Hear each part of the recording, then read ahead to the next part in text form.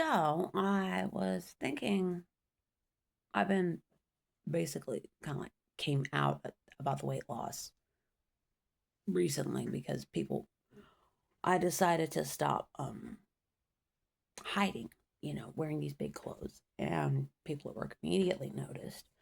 Um, and I got a lot of attention for that. But it was very positive and kind and sweet. And one thing they were asking me is, how did you lose the weight? And there are different factors. One, the grace of God. Two, I don't really stress eat anymore. I don't buy a lot of junk and bring it home and just snack on it like I used to. Um,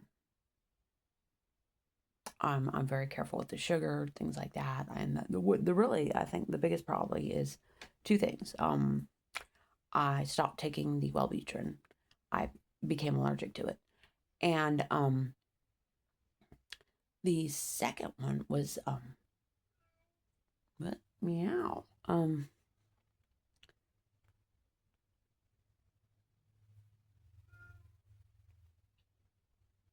stopped taking Wellbutrin and the protein shake. And I started doing the protein shake every day. And when I have the shake, it helps with my mood, it helps with my energy. I'm very satiated for several hours. And then the hunger very gradually comes back. Now, I was starved as an infant and a small child. So hunger is a big deal for me. I do not like to get hungry. So that's that's probably one reason my cats are so chubby. Um, so that's significant for me mentally also. Anyway, so all that together, and I'm doing better. And I was thinking, well, somebody might ask, well, why were you on an antidepressant? And I would say, well, I've had depression my whole life. And I was in the bathroom just now, and I was thinking about it. Well, why did I have depression my whole life? And I thought, well, my own mother disabled me for life permanently, and then threw me away like a piece of trash. That's significant. And, there were other things, but, it kind of boils down to that. And then I was thinking I saw her a few times growing up. Um, and she was nice to me, but when it was time for me to go home, she would like carry on and make a big deal. Oh, my baby, my baby. And I would look at her and I think, I'm not your baby. I don't even know you.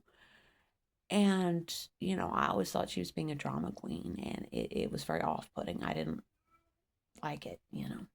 It made me want to back up. And then God reminded me of something. Um, Now, Ron was injured in 2003 in January. He was in the hospital until about Valentine's Day when they kicked him out because Medicare wasn't going to pay anymore, basically. Because he still had a catheter, he was bedbound, there's morally, he should not have been sent home.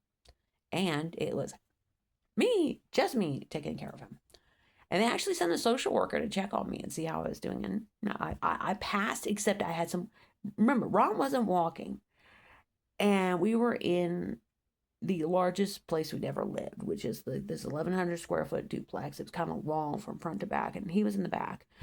And way in the front, off to the left and around the corner, was the kitchen. And then behind the kitchen was the laundry area. And I had some clothes piled up in front of the washer. I like to do it that way. And the social worker was not happy about that. And he was like, that's a trip hazard. You have to get rid of that. And he wrote it down that there was a trip hazard. And I'm like, he's not walking. He didn't like the cat either, which should tell you everything you need to know right there.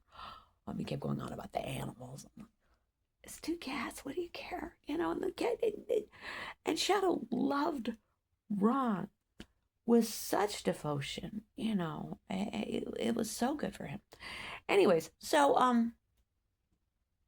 he was home for a while, about a month, and then he had complications from the heart surgery, so he had to go back in the hospital. He also had a blood clot.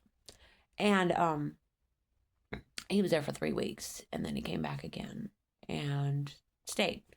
And about a month after that, and in the whole process of this, right when Ron first came home, my grandmother died suddenly. She was in her 80s, so it was somewhat expected, but she was very sweet and kind and loving and always had my back, and I really loved her, and that was just a lot.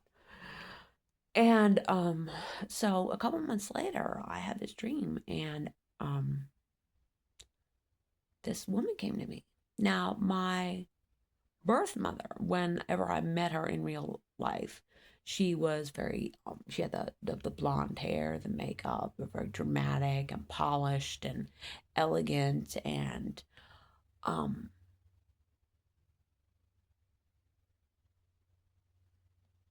extra, I guess, very, and, the, so this woman came to me, and she was petite, and she had short, wavy gray hair. And she was just looking at me with such love. And she said, "Heather, I really didn't know. Can you ever forgive me?" And there was just such love coming off of her. It was just amazing. And I just said, "Yes, of course." And she said, "Okay." And I woke up. I found out later my birth mother died about that time. And when my half sister showed me the most recent photo of her, it was identical to the woman I saw in the dream.